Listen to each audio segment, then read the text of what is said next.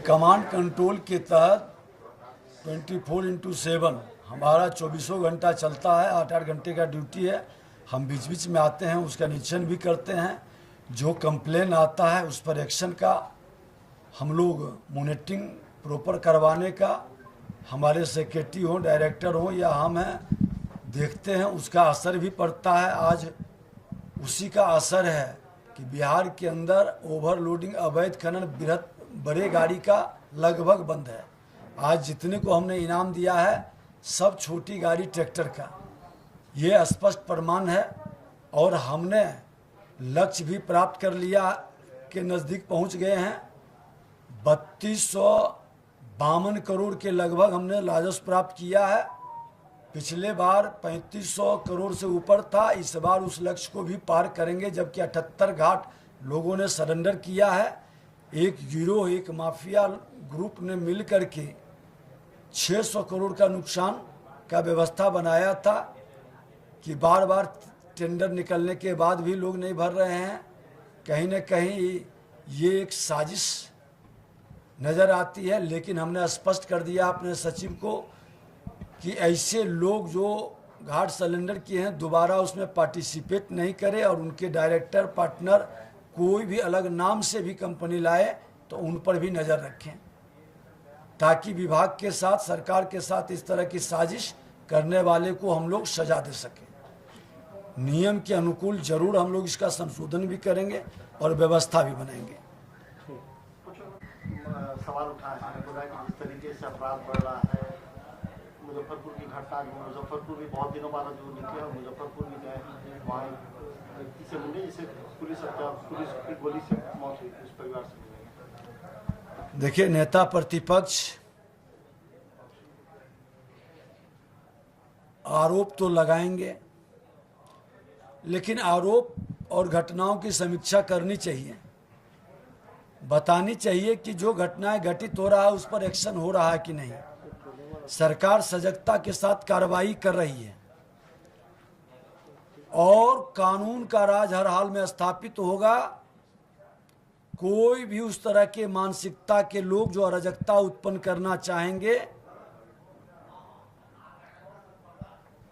उनके लिए आने वाला दिन अच्छा नहीं रहेगा। इस तरह के मानसिकता को पूरी तरह से सरकार की एक्शन और कार्रवाई में निराशा हाथ लगेगी। ऐसे मानसिकता के लोग जो घटनाएं घटित कर करके बच जा रहे हों, ये बताएं। हर घटना के बाद सरकार एक्शन ले रही है और हमारा पुलिस प्रशासन, गृह मंत्री भी पूरी चौकसी के साथ कार्रवाई कर रहे हैं। सर, डीजल और पेट्रोल मामले को लेकर आज सर्वदलीय बैठक बुलाई गई। देश के प्रधानमंत्री नरेंद्र मोदी जी युद्ध को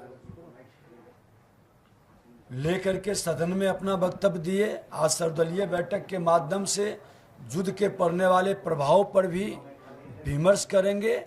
ये अच्छी बात है कि राष्ट्र को हम बेहतर कैसे इस युद्ध में किसी को कोई चीज़ की कमी न हो, उस पर बेहतर विमर्श के लिए प्रधानमंत्री जी का ये पहल सराहनीय है।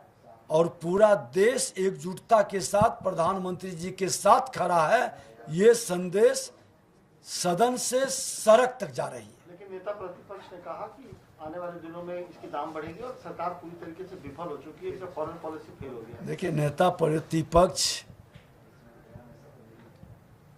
न पॉलिसी समझते हैं। उनकी पॉलिसी एक ही है कि विरोध करना। जब सर्वदलीय बैठक अभी हुआ नहीं है तो उनका वक्तव्य पहले ही आ गया। आप इसी से उम्मीद कर सकते हैं कि उनकी गंभीरता क्या है। सर्वदलीय बैठक जब राष्ट्र के हित में, माँ भारती के 140 करोड़ जनता के हित में जब विमर्श के लिए बुलाया गया, युद्ध ये कई देशों के, खाड़ी देशों में हो रहा है, उसका परिणाम, दुष्परिणाम तो देश पर, सिर्फ भारत पर पड़ रहा है क्या?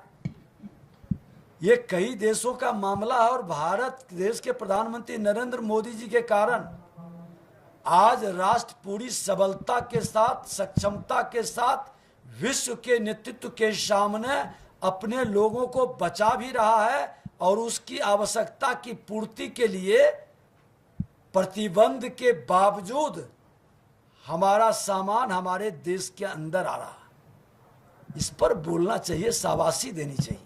सर एक आखिरी सवाल सर, ममता बनर्जी, बंगाल की सीएम ममता बनर्जी ने कहा कि रामनवमी की बात करते हैं, देश के प्रधानमंत्री रामनवमी, मगर बंगाल में रामनवमी बड़ी धूमधाम से मनाई जाती है। राम राज का मतलब क्या? सुशासन की राज। और मोदी जी सिर्फ भ्रम फैला रहे हैं। चलिए, ममता दीदी को अंतिम समय में भगवान राम का नाम याद आ गया। हमारी भी यही अपेक्षा है कि अंतिम में भी भगवान राम का नाम ले लें तो उनके सारे पाप कट जाते हैं। लोग कहते हैं, जनता निर्णय करेगी कि भगवान राम के वंशजों का अपमान करने वाले, परेशान करने वाले और राम नाम पर बिधकने वाले लोग आज प्रभु के शरण में जा रहे हैं। भगवान इनको सद्बुद्धि दे, इनके किए पापों को क्षमा करे, हम तो यही कामना करेंगे। आपके राज्य की खबरें, आपके शहर की खबरें सबसे पहले जानने के लिए देखते रहें अमर उजाला। चैनल को सब्सक्राइब जरूर कर लें और पाएं हर अपडेट।